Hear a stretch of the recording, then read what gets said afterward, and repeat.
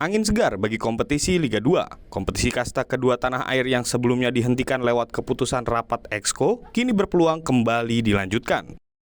Ini terjadi usai pertemuan antara Menpora Zainuddin Amali dengan perwakilan PSSI dan PT LIB Kamis siang di Jakarta.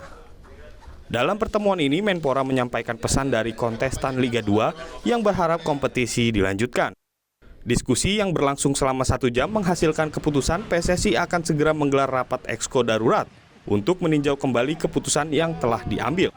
Sementara itu, PT LIB diperintahkan kembali mengumpulkan perwakilan klub kontestan Liga 2 untuk mendengarkan pendapat masing-masing.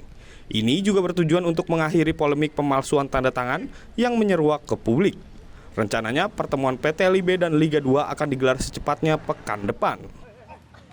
Kemudian LIB akan mengumpulkan seluruh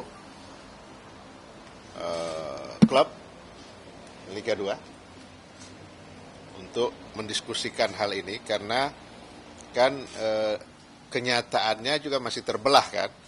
Ada yang mau lanjut, ada yang tidak ingin. Iya, saya akan laporkan hari ini, insya Allah besok mudah-mudahan ada rapat Exco, tapi saya minta ke Pak Ketum untuk call Exco meeting. Ya, emergency.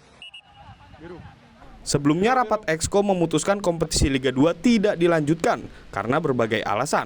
Sementara kompetisi Liga 1 musim ini berlanjut tanpa adanya degradasi.